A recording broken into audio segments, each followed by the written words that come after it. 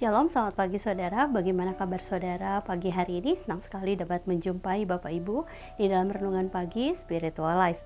Bapak Ibu, pagi hari ini kita akan kembali merenungkan firman Tuhan yang diambil dalam Kisah Para Rasul 20 ayat 1 sampai 12. Saya akan bacakan bagian perikop firman Tuhan ini bagi kita semua. Demikian firman Tuhan. Kisah Para Rasul 20 ayat 1 sampai 12. Setelah reda keributan itu, Paulus memanggil murid-murid dan menguatkan hati mereka. Dan sesudah minta diri, ia berangkat ke Makedonia. Ia menjelajah daerah itu dan dengan banyak nasihat menguatkan hati saudara-saudara di situ. Lalu tibalah ia di tanah Yunani. Sesudah 3 bulan lamanya tinggal di situ, ia hendak berlayar ke Syria. Tetapi pada waktu itu orang-orang Yahudi bermaksud membunuh dia. Karena itu ia memutuskan untuk kembali melalui Makedonia.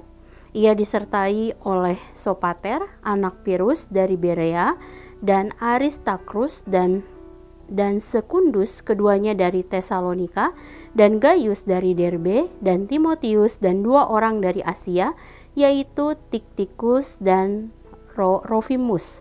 Mereka itu berangkat lebih dahulu dan menantikan kami di Troas. Tetapi sesudah hari raya roti tidak beragi, kami berlayar dari Filipi, dan 4 hari kemudian sampailah kami di Troas dan bertemu dengan mereka. Di situ kami tinggal 7 hari lamanya. Pada hari pertama dalam minggu itu, ketika kami berkumpul untuk memecah-mecahkan roti, Paulus berbicara dengan saudara-saudara di situ, karena ia bermaksud untuk berangkat pada keesokan harinya. Pembicaraan itu berlangsung sampai tengah malam. Di ruang atas, di mana kami berkumpul, dinyalakan banyak lampu. Seorang muda bernama Eutikus duduk di jendela. Karena Paulus amat lama berbicara, orang muda itu tidak dapat menahan kantuknya. Akhirnya ia tertidur lelap dan jatuh dari tingkat ketiga ke bawah. Ketika ia diangkat orang, ia sudah mati. Tetapi Paulus turun ke bawah. Ia merebahkan diri ke atas orang muda itu, mendekapnya dan berkata, "Jangan ribut, sebab ia masih hidup." Setelah kembali di ruang atas, Paulus memecah-mecahkan roti lalu makan. Habis makan, masih lama lagi ia berbicara sampai fajar menyingsing. Kemudian ia berangkat. Sementara itu, mereka mengantarkan orang muda itu hidup ke rumahnya dan mereka semua merasa sangat terhibur. Dan renungan pada pagi hari ini berjudul Dari Makedonia ke Troas. Bapak Ibu Saudara, perjalanan Paulus berikutnya adalah menuju Makedonia dan berkeliling di sana untuk menguatkan hati murid-murid dan kemudian tiba di tanah Yunani sampai akhirnya berada di Troas. Di Troas, pada hari Minggu malam, Paulus berkumpul bersama-sama saudara seiman lainnya untuk mengadakan perjamuan kudus. Dan kemudian dilanjutkan dengan mengajar firman Tuhan sebab ia harus berangkat pada keesokan harinya. Pada saat mengajar, ada seorang muda bernama Eutikus duduk di ambang jendela sambil mendengarkan Paulus mengajar. Di tengah-tengah waktu Paulus mengajar, Eutikus yang mengantuk, kemudian dia tertidur dan terjatuh dari jendela lalu meninggal dunia. Paulus menghampiri Eutikus, lalu merebahkan diri di atasnya dan mendekap serta menyatakan bahwa Eutikus tidak meninggal dunia.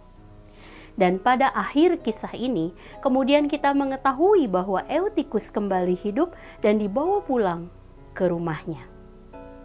Saudara, pada masa kini saat firman Tuhan diberitakan, ada saja orang-orang percaya yang tertidur. Fenomena ini bisa saja terjadi karena mungkin sedang sakit atau mungkin sedang merasa lelah. Bahkan mungkin karena dia tidak tertarik kepada segala sesuatu mengenai Allah. Saudara, memang tidak mudah untuk mendengar seseorang berbicara dalam jangka waktu yang sangat lama. Dan hal ini juga sebenarnya menjadi tanggung jawab seorang pengkhotbah atau pengajar untuk menemukan metode mengajar yang menarik, sehingga jemaat tidak masuk ke alam mimpi saat mendengarkan firman Tuhan. Tetapi apabila kita terkantuk-kantuk saat mendengarkan firman Tuhan, meskipun pengkhotbah atau pengajar telah menyampaikan firman Tuhan dengan cara yang menarik, maka seharusnya kita bertanya di dalam diri kita, apa yang salah dengan kita? Apa yang membuat kita tidak tertarik dengan firman Allah atau hal-hal mengenai Allah? Jika jawabannya adalah iya, maka kemungkinan ada yang salah dengan jiwa kita. Saudara, kisah Eutikus tidak selesai di kematiannya saja, tetapi berlanjut di kebangkitannya. Keajaiban ini menunjukkan bahwa meskipun kita menemukan ada yang salah dengan jiwa kita, misalnya kita memendam kemarahan, kita hidup di dalam hawa nafsu kita, atau kita berfokus pada diri kita sendiri, tetapi Allah menyediakan mukjizat pemulihan bagi jiwa kita sehingga diri kita dapat sepenuhnya kembali menyembah Allah dan mendengarkan sabdanya dengan sepenuh hati. Dengan demikian, mari datang kepada Allah dan memohon kepadanya untuk kembali dipulihkan olehnya. Sehingga tubuh, jiwa, dan roh kita dapat kembali sepenuhnya mendengar suaranya melalui firman Tuhan dan bertumbuh dalam pengenalan akan Allah. Saudara, mari sejenak kita merenungkan firman yang baru saja kita dengar. Saudara, apakah kita pernah atau bahkan mungkin kita sedang menganggap firman Tuhan sebegitu membosankan sehingga kita tidak lagi tertarik mendengar hal-hal tentang Allah?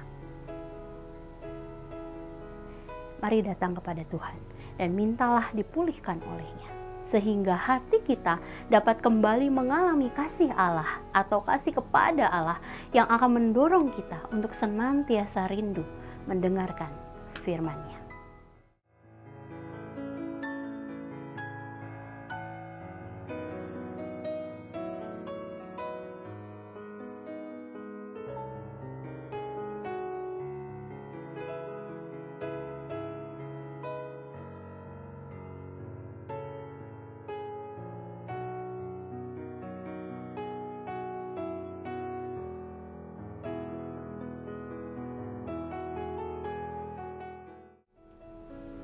Demikian firman Tuhan hari ini. Mari kita berdoa.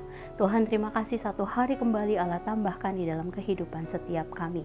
Tolong kami Tuhan, di dalam kami terus bisa mengoreksi hati kami bisa menyucikan hati kami Tuhan, sehingga kami rindu Tuhan seluruh keberadaan diri kami Tuhan dapat bertumbuh Tuhan, menjadi semakin serupa dengan Engkau Tuhan. Mari jika pagi hari ini kami menemukan Tuhan ada yang kurang, ada yang salah di dalam diri kami, mari kami mau serahkan itu dalam tangan kasih-Mu.